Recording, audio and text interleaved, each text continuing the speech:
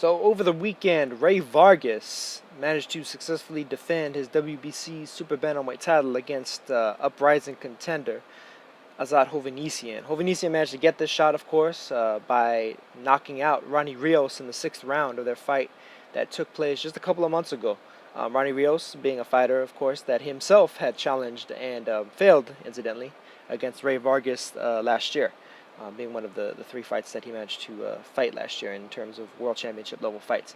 This fight was really good. Arguably could have been the fight of the night. Just a tough, hard scrap the entire night. Azat Hovahnissyan was doing really good at cutting down the distance against Ray Vargas. I know on BoxRec, if you look him up, Vargas is listed at 5'7.5", and Hovahnissyan is listed at 5'6", and Vargas being listed at 5'7.5" is point blank incorrect. He is not 5'7.5". He is several inches taller than that. And Hovahnissyan being 5'6", I think that's a little bit generous to him. Also, this was more like a 5'5" guy fighting a 5'10" guy. But Hovahnissyan was able to very much so cut the distance on Vargas pretty early and pretty often.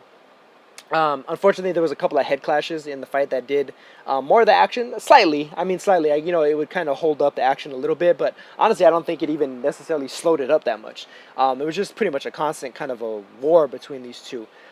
Ray Vargas deservedly won a clear decision over Hovahnissyan, 116 to 112, 117 to 111, and 118 to 110. But it wasn't like Hovahnissyan just completely got outclassed every single round of the fight. It's just a matter of Hovahnissyan was making Vargas work his ass off to win every single one of these rounds. He was able to cut down the distance really well, had nice kind of little side-to-side movement, was able to get inside a number of times, was able to time his right hand in particular, the overhand right, which is a shot that he landed, couldn't miss pretty much against Ronnie Rios in his last fight on Ray Vargas. He managed to land that a couple of times, rock Vargas a couple of times. Vargas has kind of a funky funky balance to him, especially because of the fact that he, when he'll throw his punches, he'll even reach out to try and get this ultimate extension on him, and almost like Dhalsim from Street Fighter, where it's like he's trying to reach you from across the damn ring. So he can be caught in a couple of those instances, and Hovahnissyan, being very much willing to exchange with him in those instances, was able to catch him a couple of times. Of course, Vargas was able to catch him in return a few times as well, and rock Hovahnissyan either right back immediately after Vargas himself had gotten maybe knocked off balance a bit, or later on in the fight when it seemed like Hovahnissyan was starting to slow down a bit and Vargas was still able to kind of keep up the same pace. He was able to hurt Hovahnissyan a bit a couple of times in the end too, and definitely severely back him off. Hovahnissyan just showed a hell of a chin, though. He's shown a very good chin in a couple of the other fights that I've seen him in, where he just got hit with just absolute bombs and he pretty much didn't go anywhere. Vargas appeared to hurt him a couple of different times. There was a number of times where both of them either kind of threw each other down or slipped or what have you, but I wouldn't necessarily say that either was really in a ton of danger at any point in the fight where they were about to get stopped necessarily.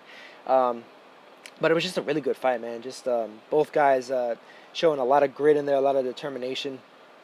Vargas is a fun fighter because he's a guy that can very much box. I used to compare him on the come-up especially. I used to call him like a poor man's Eric Morales. And I only did that simply to try and get people a bit more familiarized with him, because I knew that he wasn't really on Anglophonic television very much. He wasn't really on American television or English in the English-speaking media very much, if at all, until pretty much he fought for the vacant title against Gavin McDonnell over in the UK.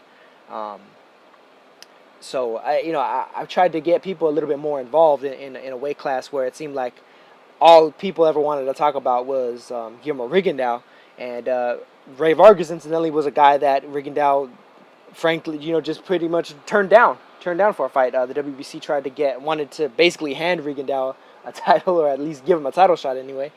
So they had ordered a fight between Vargas and Rigondeaux, since Vargas was the top contender, and Rigondeaux was going through his issues of being stripped by the WBA and the IBF, so the WBC was trying to get him involved, and he didn't want any part of it for whatever reason.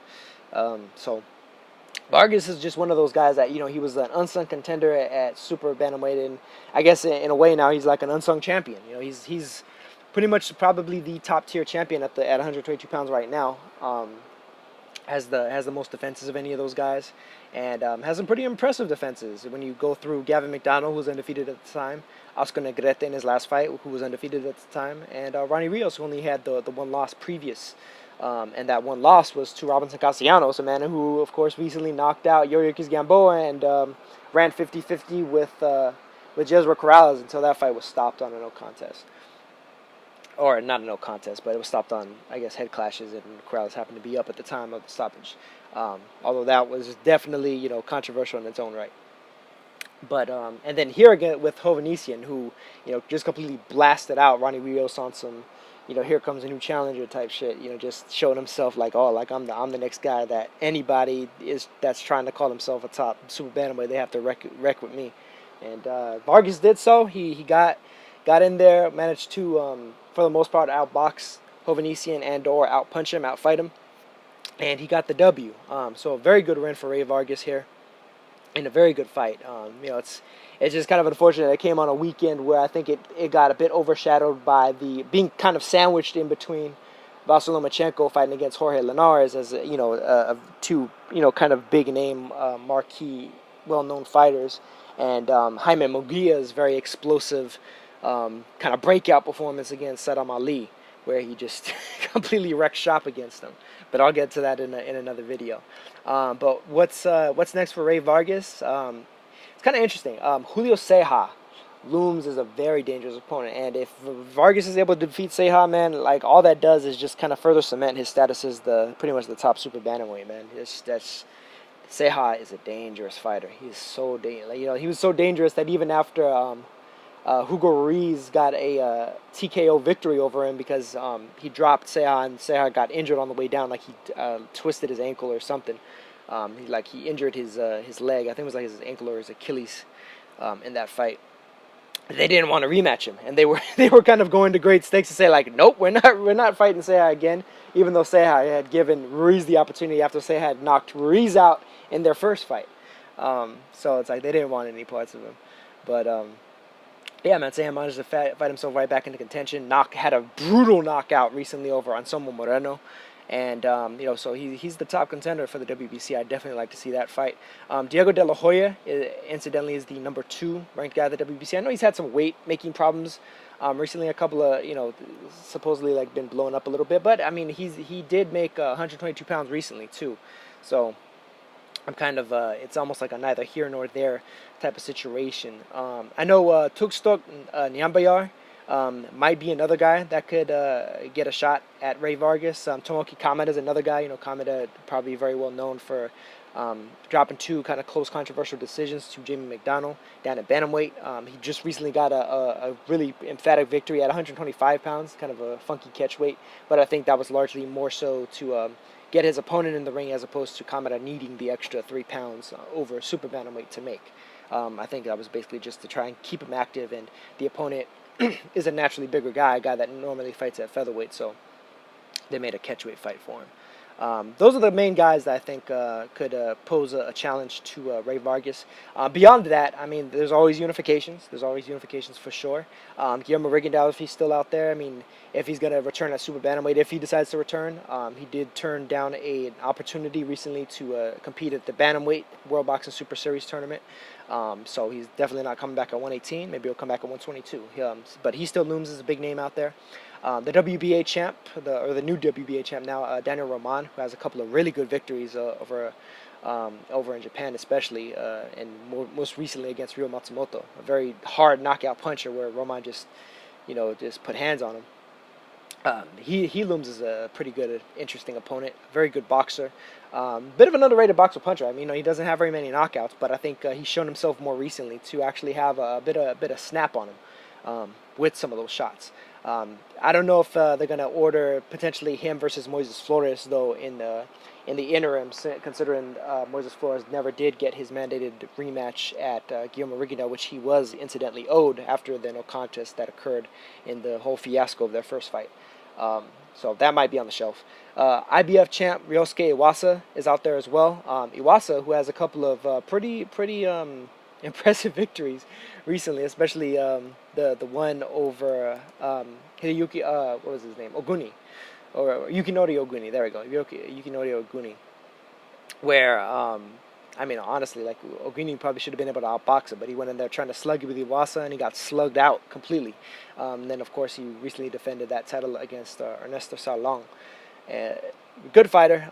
Another guy that I think would definitely pose a tough challenge to Vargas. Not any more so necessarily than somebody like Aseha, or even maybe on the level of like Kameda or Nyambayar, but somebody where you could at least try to further clean up the division and prove who's truly the top without a doubt. And then, of course, the newly crowned WBO champion, Isaac Dogboy, who had a pretty impressive and very high-profile victory over Jesse Magdaleno recently.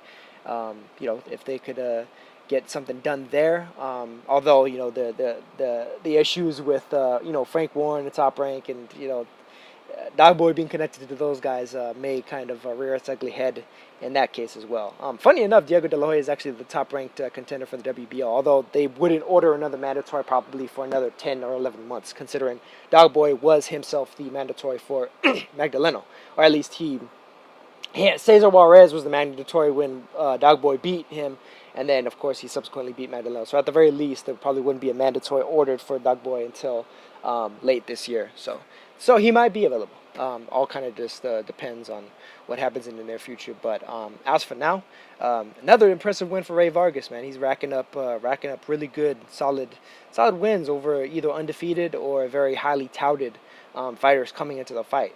He's not catching guys coming off losses, or catching guys on layoffs, or catching guys on on short notice or anything like that.